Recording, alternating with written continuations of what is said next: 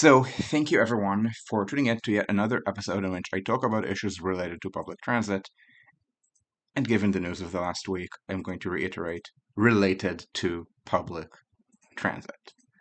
Um, and so I want to go back to the construction costs issue a little bit because we have the report on it. It's still here. You go to transitcosts.com and then you go to cases. You get each individual case and then the complete report. I don't like reading the complete report. The complete report is a staple job of these. I usually like linking to them individually. Um, and I know this is a typo. Uh, but these five were mostly written separately. I will say this was written kind of simultaneously with the New York report. Um, so we don't have new updates for you. We have a new website for you. It just says, why do uh, American subway projects cost 20 times more than the lowest cost places in the world, which are Turkey and Spain? At this point, I think Korea is no longer Spain. It's more like Italy. Uh, but it's not about the website. It's about more things that we've figured out about construction costs. And just because I know that over this year, most of what I've been talking about has been commuter rail related issues in New York or like high speed rail related issues, which are relevant, but sometimes it really does matter that Spain can build long tunnels and the United States can't. And uh, so we have this analysis, and uh, let's go back to the executive summary, which we call it by a lot of different names while we were writing. It's a 40-page report, so it's not really what you think of as an executive summary. It's a summary for the executive who likes reading things. Um, and so we have this. Uh, we have this cube that we've done. Right? So there's an animation of it somewhere where um the physical structures in New York almost triple your costs, and labor, I think it's called sesquical if you multiply by 1.5, and issues of procurement and soft costs double. So I will say that I think that this has held up. I think the foregoing analysis, not foregoing, the analysis fours before, the subsequent analysis here has held up. Uh, but I want to talk a little bit more about relative things in these that might matter to other places. Um, and to some extent, it's pegged to high speed too. So I know this is high speed rail and not construction costs, but it's a high speed, but it's high speed rail that's specifically about construction costs. So the problem is at this point, um, okay, um, so the problem is the things that I would like to read are just the news on this, and let's see if the New York Times lets me do this, or if it yells at me about. Oh, okay, it lets me. Okay, so okay, so they did cancel. Um, or rather, they canceled in north of Birmingham. So, yeah, this is actually a good map. So let's look at this. So they're keeping it London to Birmingham. They're canceling the legs from Birmingham to the north. There used to be one to Leeds, which was already canceled. Now they're also canceling to Manchester. Uh, and that and other things have gotten me thinking about British construction cost issues. Um, so as I said, we have this recipe for why costs are incredibly high in the United States in general and in New York in particular. And I think it's worthwhile looking at places that are not the United States, just to see what is bad there and what is good. Um, now, um, let's not go, make it an alarm reads the New York Times out loud type of stream. Like if you really want, you can on YouTube pause as I. scroll this and scroll down this, and maybe that's a copyright strike, but I don't think they actually care. But more importantly, um, so in New York, we have talked about we say things like politics and decision making, but it's not. But that's a very meta issue, and in in Canada, it's a big thing, and in the United Kingdom, it kind of isn't in certain ways. Um, but so we talk about civil service, project delivery slash procurement, utilities, labor, and designs. So labor, I'm just gonna take out of consideration when we talk about the United Kingdom. In fact, it needs to be taken out of consideration talking about anywhere other than the northeastern United States.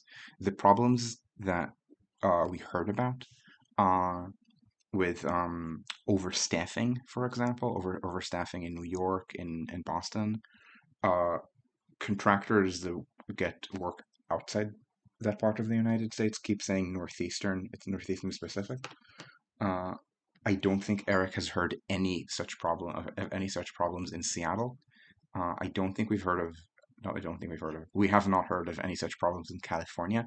And I bring up California because California is, by New York standards, a high union state. It's a very left wing state, so anti-union politics don't play well there.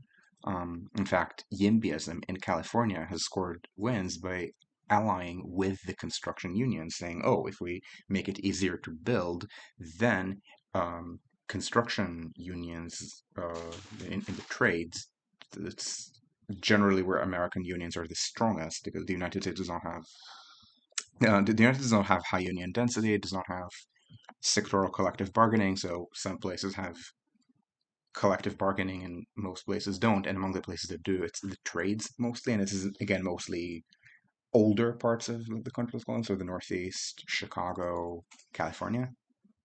It feels kind of weird to call California an old part of the country. San Francisco is, LA isn't. I think LA is still unionized. Um, and um, and of course, in Texas, it would never matter. In Texas, who cares what the union's like? You know, barely anyone in Texas is in a union. Um, so I want to bring out that even in California, we've not heard any problem and any complaints about labor. This is very northeastern. Um, we have not heard any such complaints in the United Kingdom, and the people we've talked about are sufficiently Thatcherite that they would not ignore such problems if they existed. So we're going to skip over this and go over the others. Um, and by far the worst is the issue of procurement. So we talk about different kinds of systems like design build, construction manager, um, and we talk about what I don't remember if we use this. Okay, no, we didn't use this expression. So there's an expression to do which des bid ein build. So design bid build means design. You take the design, you bid it to someone else who builds it. That's the traditional one. I won't say it's the only way that works, but the only way that can work is if you also let the builder make changes to the design. New York, for example, is incredibly inflexible about this and does not let the builder make changes to the design. It's considered a form of corruption for to do any kind of merger, so they had to legalize some kind of design build. What they call design build in New York is not actually design build. What they call design build in New York is disbid build. What everyone else called design build is illegal in New York. It's called progressive design build in New York. It's currently illegal, but there are a lot of people who think that High Speed 2 is an example to emulate or something like that, and as a result, wish to legalize and even mandate it. So, for example, the Penn Reconstruction project, that would be the currently proposed $7 billion. So this is Penn Reconstruction. So Penn Station. So these are two different things. There's Penn Reconstruction, which is rebuild Penn Station in place to have better vertical circulation, um, better passageways on the concourses to essentially make the concourses better by consolidating to one concourse. So a lot of it is good, just maybe not for 7 billion. And Reinvent Albany found, and I think I blogged about this also, Reinvent Albany, that they are going to that they found an agreement between all the stakeholders that said that they're going to use one of a few one of like what they think are the newer project delivery systems. So the examples were design build, which again is this bid and build. It's not by itself bad, or what they call progressive design build, which is what everyone else in the world called design build, and that is awful. When you do it, you lose any kind of accountability of what to do with of what happens with your soft costs. The soft costs explode when that happens. Um, you also have a problem where because you sweep all of the designer builder conflicts behind or beneath the carpet that is the design build contractor, um, it looks like there's no more conflict, but there is. Um, and it's impossible to tell how much it costs because all you see is a number. Uh, and the number being the overall cost, it's not itemized. You can itemize, but the places that itemize do design bid build or maybe this bid and build. They don't do full design build or what is called in New York progressive design build. And they and because there's no accountability, it involves consultants. Consultants know that they are smarter than the people in the public sector who are overseeing them. People in the public sector know that the consultants are smarter than them. The consultants have a lot of international experience, all in places that use consultants. There's this person who was recently hired in LA, uh, who to handle their project delivery, and it's someone with decades of experience. They said, "Oh, lots of international experience," and then I looked at where this person got work, and it's Singapore, Australia, Saudi Arabia, basically the who's who of really high construction cost places, because low construction cost places have no need for international consultants. They do things domestically. One of the things that and this is something that I definitely noticed while we were writing this report, and it's maybe even mentioned here to some extent, is that in Germany it's impossible to find any but the most like ELA 5, like Explain Like in 5 level uh, analysis of of what's going on with their rail construction in English. It's basically impossible. Maybe you can read a little bit of John Worth, but that's one very specific angle, and most of the reports are in German because it's done domestically in German. It's the same. So in France, you could say, okay, the French people think that the sun shines out of the ass of their language, so all of the reports on this are going to be in French. No, that's fine. I can read. Um, I can read official French. Uh, that's not my problem. So they called the Quant report uh about what's it called, about Grand Paris Express, that I can read. But but German reports are harder, and that's the entire discussion of rail construction in Germany. The standards are in German. The engineering standards are in German. Um, I mean, at this point, I can read like an engineering standards book that's more formulas and pictures than language, but it's very non-anglicized. Same is true of Italy. Same is true of Spain. Uh, and I think same is true of Japan and Korea. And so all the very globalized places that work, or that try to encourage international consultants, they're the ones that are just screwing this up because they get consultants who have experience with things that are trying to imitate London, with either London or places that are trying to, or worse, places that are trying to imitate London. London is not the worst builder. I mean, New York is, but taking away the United States, London is not the worst. Um, so on this table, I'm not going to do the ordering for you. The ordering is also not going to matter that much because at some level there are subjective differences. So for example, if I look at something like the Northern Line extension, this is how much. Okay, let's go down a little bit so people can see it over my head.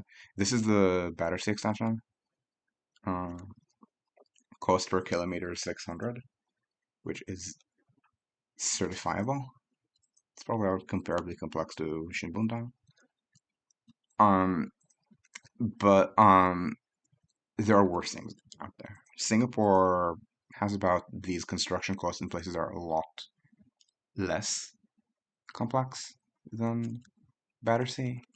Um, Melbourne, like all the places are trying to imitate London, have this problem where the United Kingdom is not actually your Thatcherite fantasy. Uh, the United Kingdom has a lot of elements of a Thatcherite fantasy. But like the Thatcherite fantasy is an idealized abstraction. Um, I don't think it's ideal to do it, but it is an ideal for some people. And there are a lot of things there that are not like that, and often these are used as well actualies. So, for example, Singapore, which I think is much more Thatcherite than the United Kingdom. Uh, so in Singapore, uh, 80% of the population lives in public housing, and this is constantly used by, and there's also the government investment arm, which is just terrible. And it really means terrible. Like the government investment arm loses money, they cut pensions because they lose money. They cut the pension from the bottom, not from the top. Um, so in the United Kingdom, I think it's useful to show that this is their Gini index. So if you don't know what this number means, zero point 0.3, let's scroll up to, okay, the US is nearby, so let's look at the US. So this is zero point 0.3. The US is 0.37, and the American data goes back decades. At no point did the US have as little inequality as the UK has today. Um, so the UK, as we said, is 30, the US is 37. Sweden is, at this point, after large increases in inequality, more equal than the United Kingdom, but not by much. Um, Spain has higher inequality, but Southern Europe generally has a very, let's call it bad welfare system, and that the welfare system is kind of too gerontocratic, so too much money goes to pensions and not enough goes to reducing inequality. Norway, again, rising inequality, almost as high inequality as the United Kingdom. The Netherlands is not a matter of rising inequality. The inequality in the Netherlands has been like this for decades. A little bit more equal. Germany, uh, it's a fraction of a point more equal than the United Kingdom. France, same as the United Kingdom. So, um, so the United Kingdom, yeah, has these Thatcherite features of privatization of the state, but the but there are others. So I think the most famous to Americans would be the healthcare system. Also to Brits, the national healthcare system is something that the Brits are very proud of. Maybe not the hardcore Tories, but hardcore Tories I would call the people who are still voting for the Conservative Party, like this section of the United Kingdom as opposed to this section of the United Kingdom.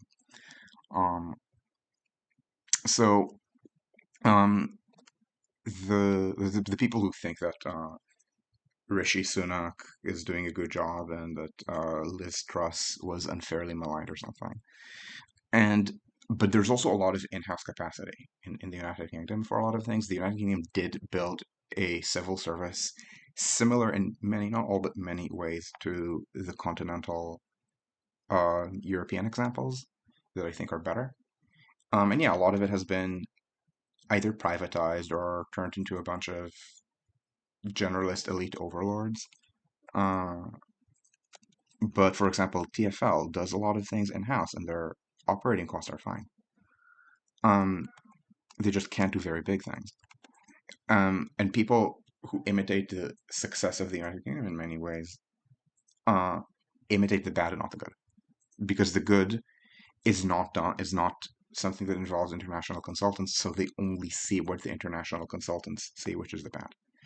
Uh, and that's where we see this, and this is where we see, for example, Stockholm imitate the United Kingdom, and this is the result. So, uh, not even, so yeah, this is after the cost overrun, and these numbers were low 100s when they were first announced. They no longer are. And at this point, it's getting close to Citybanan. Citybanan is a commuter rail tunnel underneath central Stockholm. These are a little bit so.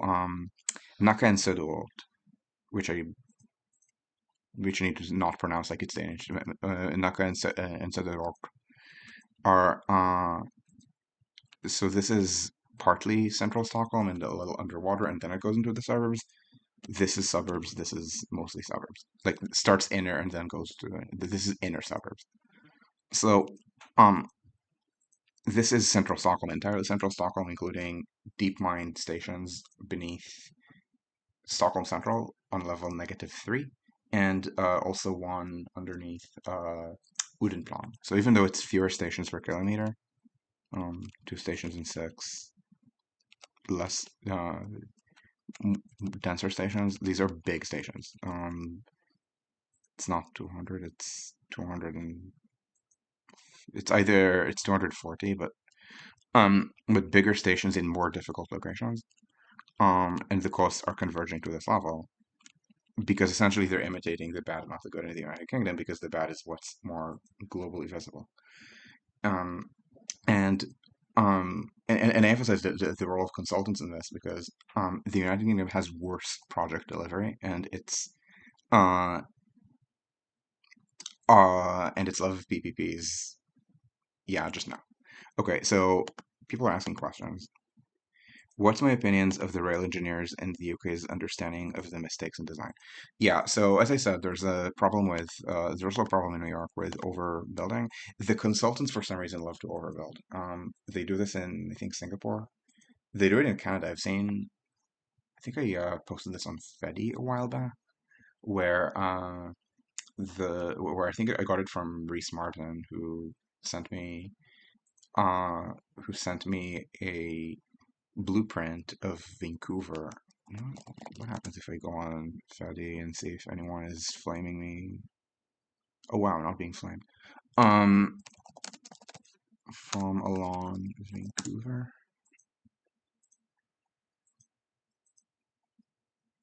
Uh, yeah, this. Um, so if you wanted to look, I'm globally searchable on Mastodon. So this is what you want to look for, and this is the pick. So this is Vancouver. Vancouver does not traditionally do any of this. Vancouver's stations so far are rather minimalistic, as they should be. If anything, they're underbuilt because they uh, and this is what they're planning on building on Broadway. No shit, their costs doubled, and they can't complete the entire project. They can only complete half of it on money that they have. Um, so the thing to notice is that about half of the length of this is not for the train, is not for the station, but for other things. And like all of this is past the end of the platform. Uh, and so this is the length of the platform of the dig. This is the length of the platform. It's almost twice as much. So this is something that keeps happening. Uh, and so this is a real example of over design. Uh, and Um, Now, in the case of high speed 2, it's different because the over design for mainline rail is different from over design for subways. In subways, it's stuff like building the stations too big.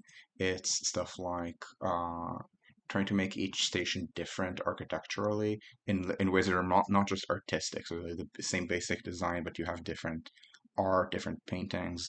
But rather things where you build the um, design things where the design is fundamentally different with things like placement of escalators, placement of elevators, materials that are used, and not just for the finishes. That will raise your design costs. They do it in droves in New York. I don't actually think that they do it as part of the globalized system. I haven't seen this in the context of Vancouver. I've seen this in the context of Copenhagen just because, sit in the background, and I visited Copenhagen a couple months ago. And now Copenhagen uh, is the most like so Copenhagen does not have a tradition of ever having built subways before neoliberalization. And as a result, its costs were traditionally higher than those of the rest of Scandinavia and the rest of the Nordic countries, but the rest of the Nordic countries have converged since. So Copenhagen was never very low cost; it was low to medium cost, and now the rest of Scandinavia is also going from very low cost to medium cost. Like this is what Norway used to be capable of doing. This is what Norway is doing right now. No, yeah, like yeah, this is a more difficult line, but partly it's because they made a decision to build it deeper than necessary.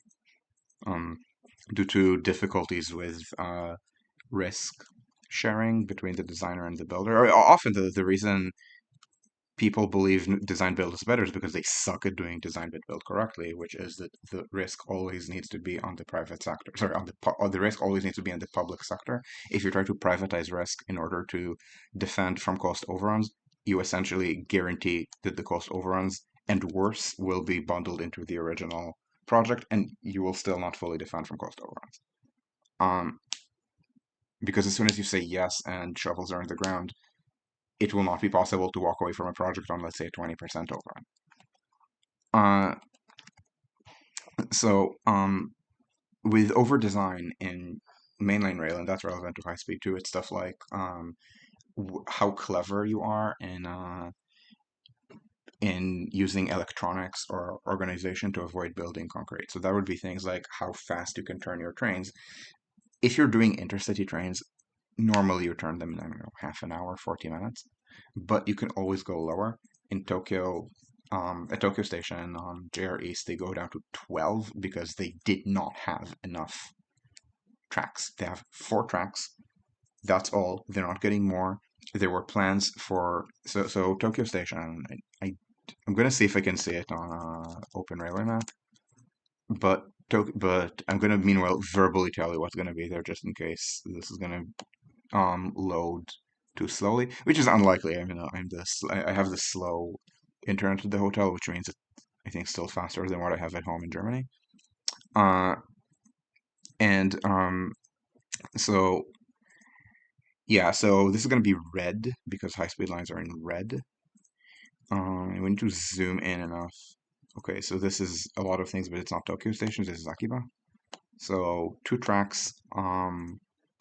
And now they go, and there's an L over L here, so it's unclear, but 2 tracks for the Tohoku Shinkansen, and then they turn into 4 tracks.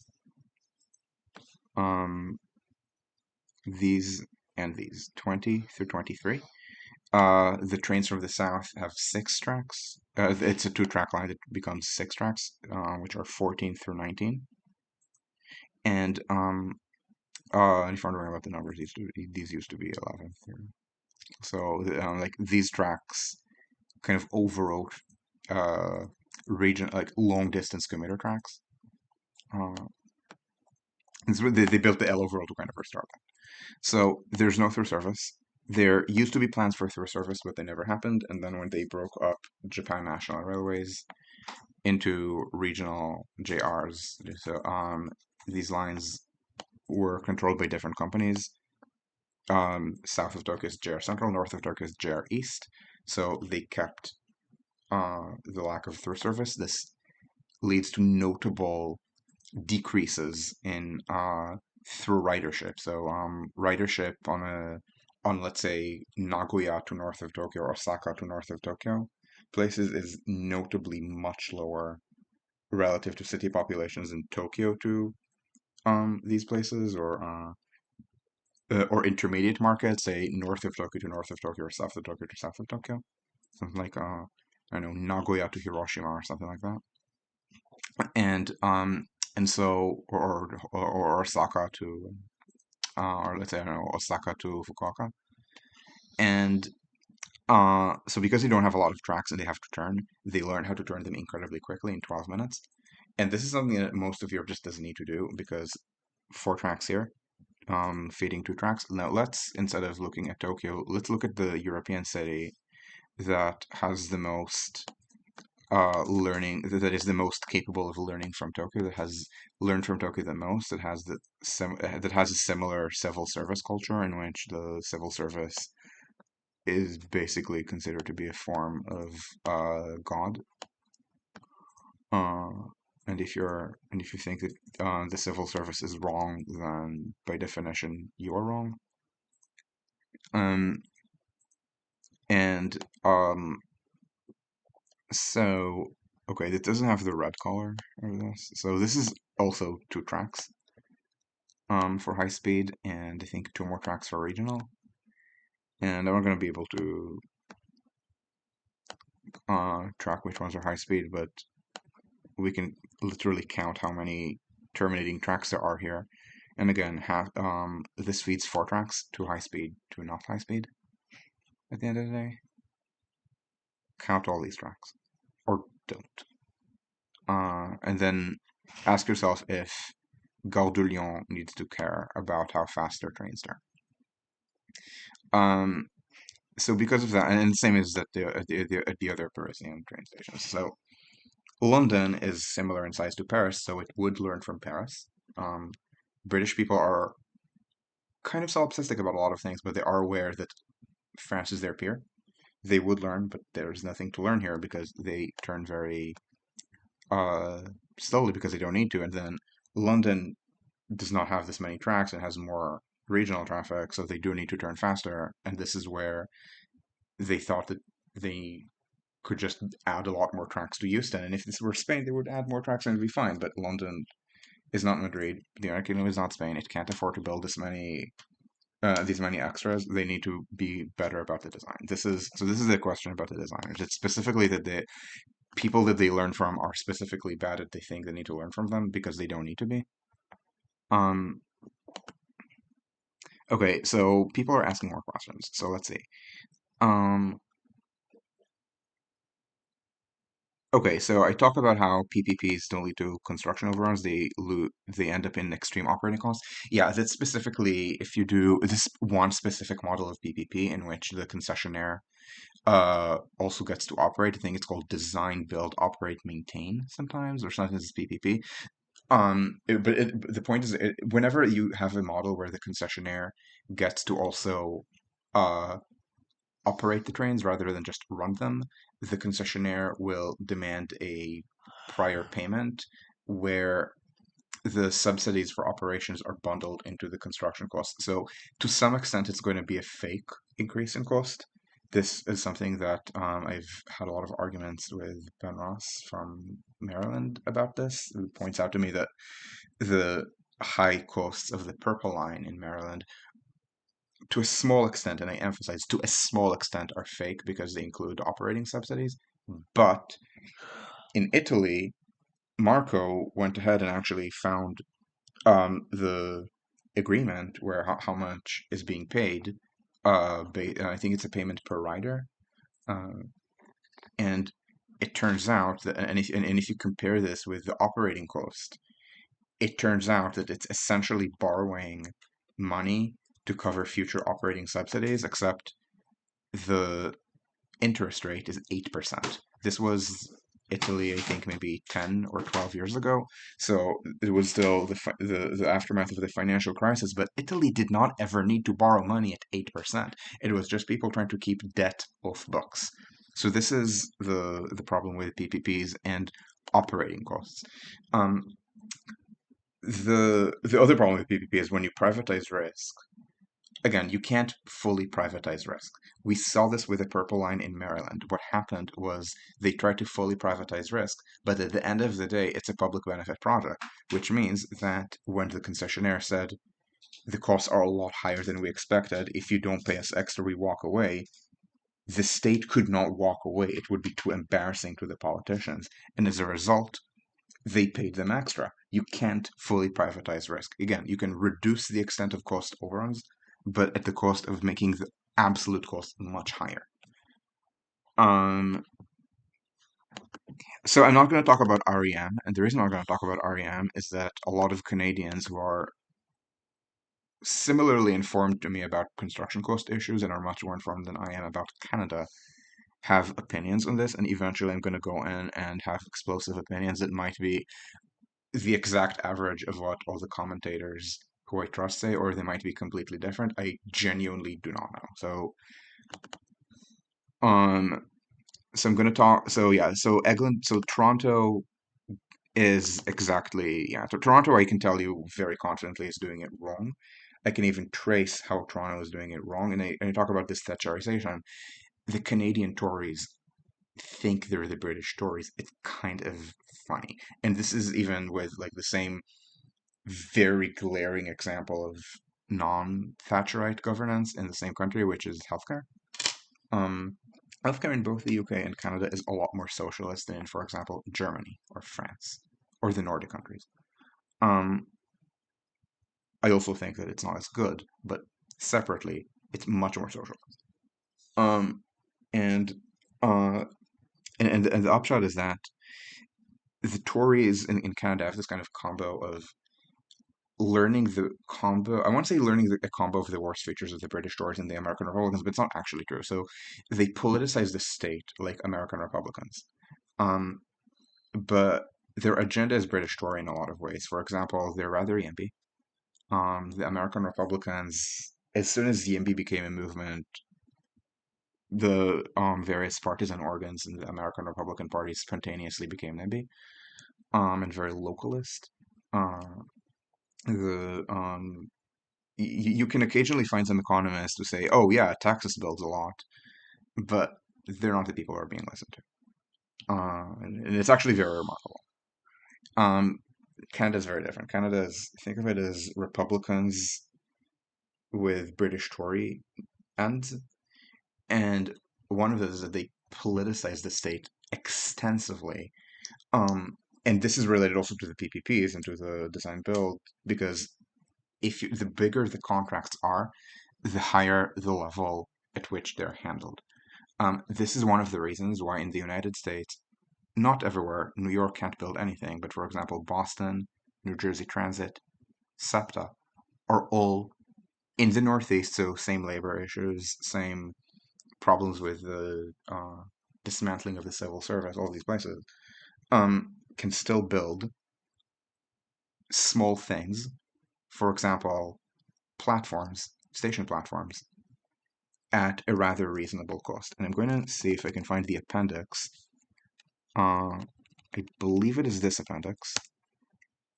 And so New Jersey Transit builds stations, builds high platform stations for 26 million apiece. We're going to see if this is in the appendix. Uh, if not, there's going to be a direct link in the regional rail slash commuter rail modernization slash through running report that we're about to debut at the Effective Transit Alliance. Um, they're doing, I think, 26 stations at once for I think 700 or so. Okay, I do not want bus garages, so let's see. Let's see if if I look for accessibility. No, I don't want to read about equity, inclusion, and accessibility. That just tells me that you paid a consultant to say things that look nice. Okay, and because I don't remember the exact cost, I can't.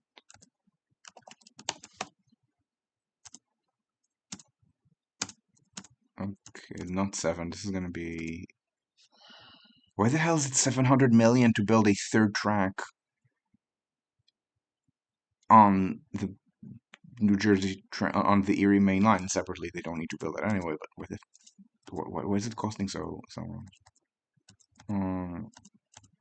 Okay, no, it's not. Is it 8? Okay, I'm eventually gonna give up and just tell you that um it's about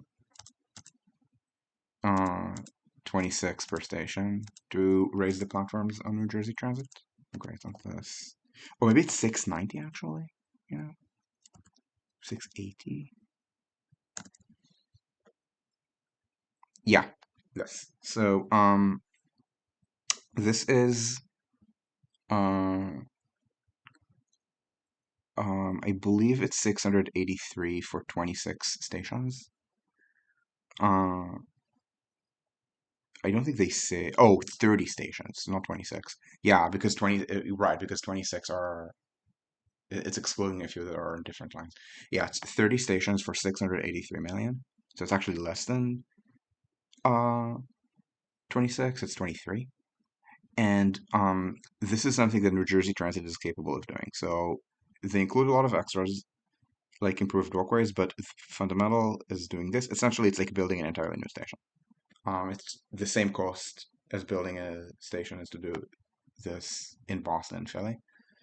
Um, and this gives you accessibility, faster boarding, all this kind of very nice stuff. This is a premium over Berlin. It's not a large premium over Berlin. Berlin, I think this would be about 10 million euros. $23 million is about 50% more than 10 million euros, but these are longer platforms. So if there's a premium over Berlin here, it is small. There is a premium over Southern Europe, but everyone has a premium over Southern Europe. So these are agencies that can do small things. Why? Because the small things are not something that a politician even knows about the access. No, politicians don't know about. Politicians might know about 683, but they certainly don't know about a single station, so they're not going to politicize a single station. Um, the in-house civil service can handle a project of this size. In Boston, same thing. In Philadelphia, same thing. And then when you say let's do something bigger, instead of organically increasing the civil service, they will hire external consultants. They will do a single purpose delivery vehicle, and then they will dismantle it after the project is done, like with the Green Line extension in Boston, in order to make sure that, I mean, that's not the intention, but what they're doing is making sure that there's never going to be any long-term learning in the public sector. Um, so they can do small things, but not, again, in New York, they can't even do small things. And the point is that the higher the level, the more politicized it'll be, and that's where you get these agencies that can do small things at reasonable cost and big things. They just suck at them. Uh, like for example, the Portal Bridge proposals here. So this is small, and nobody thinks it's really important. But if you look at Portal Bridge, the 800, um, that's a movable bridge, and they think it's 18, and they think it's 800. Um, the fixed span proposal is 3.6. This is not a long bridge. This is, I think, 200 meters. I think it's like 300 meters. And yeah, it needs approaches, but it's approaches outside any urban area in an area that's somewhat environmentally sensitive, but not enough that you can't build a berm with some wildlife passages if you need them. And somehow that's 3.6, essentially because it's considered an important high-speed rail project for Gateway, and so it's been laden with all these irrelevancies. Um, that's a difference. And when you do things like bigger contracts to attract international bidders. When you do what's it called? When you do design build, so instead of two contracts, it's one contract, or in New York language, progressive design build. When you do that, what happens? You make everything look like it's a must do. So obviously the politicians are going to get into it, and the politicians have no clue. The politicians, and this is a US and Canada thing, maybe also a British thing. Not only do they have no clue, but they have no respect for people who have clue. And this is a different, and this is a matter of political culture. So, for example, in Germany, the Minister of Transport, Wissing, actually does respect people who have a clue. He's kind of technocratic. And a lot of things like rail repairs um, are happening fine. I mean, yeah, the Deutsche Bahn uh, has no ability to run on time at this point, but I've not heard people blame him.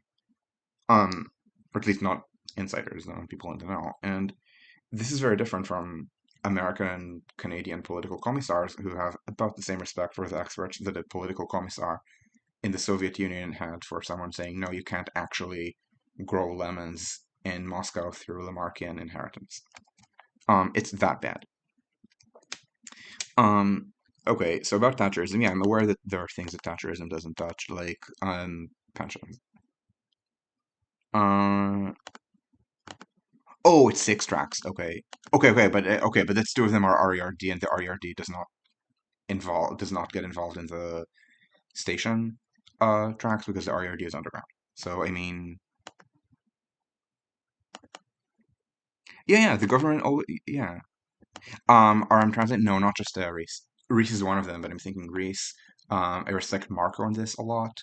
Anton Dubrow, who who lives in Berlin at this point, so I talk to him a bunch. But he this one, but he used to live in Montreal. I was sure he was French Canadian because I keep thinking the name Anton is a French name.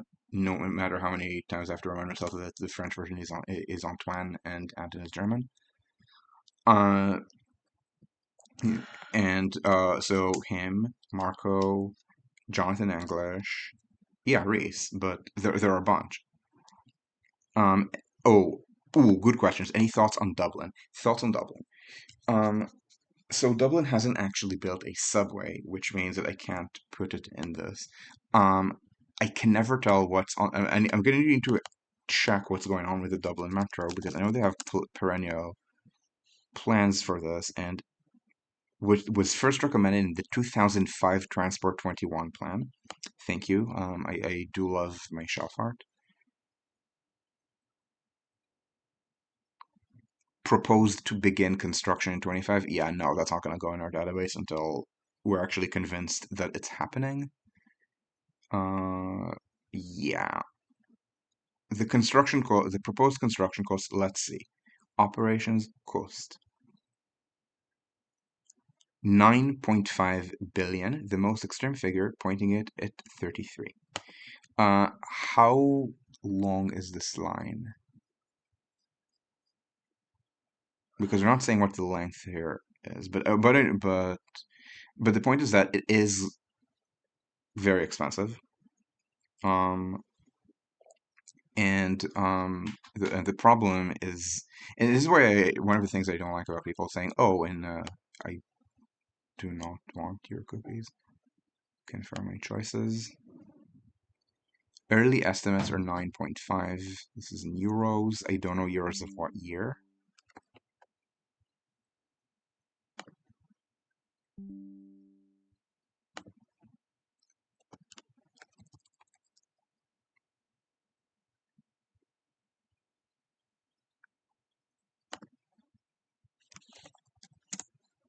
Am I being hit by the login page right now?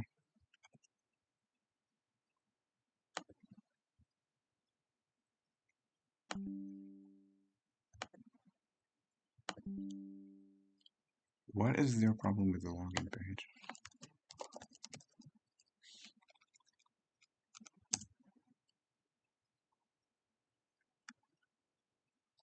Okay. Sorry about this. Um, I hope everyone is still on. And yes, he's very insightful. So about Ireland properly decolonizing, I mean, the Maghreb former colonies of France are barely even former. Lots of French presence. It actually means that their rail construction, both costs and traditions, are basically French in Tunisia, Algeria, and Morocco. And um, what this means. So anyway, so yeah, Ireland's this way British. I point this out because Ireland has these really high construction costs, but Ireland is not actually wealthy. Ireland has very high GDP per capita. Oh, 19.4. 19.4 for 9 point, no, 19.4 and for 9.5 is really bad. Um, and the thing is, Irish wages are not especially high. Irish wages um are low enough that Irish people become guest workers in Northern Europe. Uh, Again, the GDP per capita is high, but it's kind of a fake number because it includes corporate profits that are domiciled in Ireland. What is the problem with the internet in this hotel?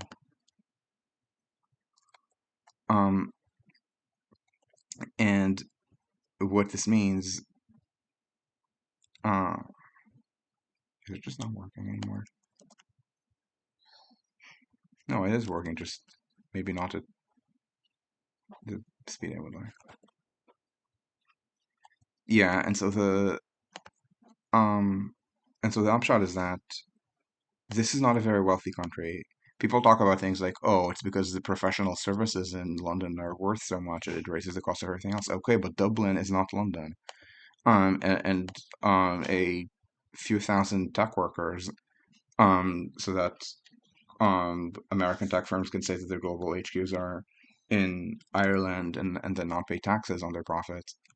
That's not what any of this comes from. That's not where the high costs come from.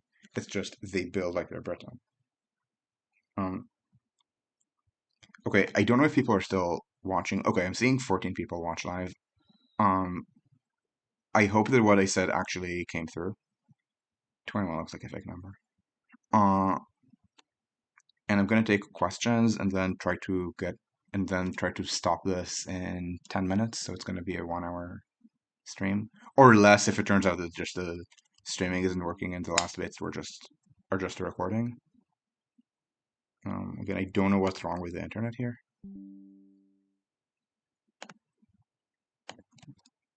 It's like cheap hotel internet, I guess. Um,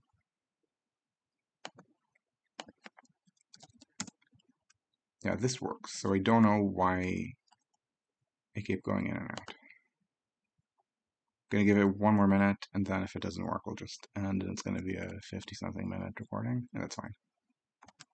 And about Malta, okay, I'm gonna check something about the Malta Metro because I've never actually like not a lot of people live in Malta. I don't actually think that for Valletta a metro is the best solution unless they can build it very low costs. Like if they can imitate Italian costs, maybe. Spanish costs, I can see that, but certainly not if they build it like French or German, let alone British costs. Okay, yeah, it's just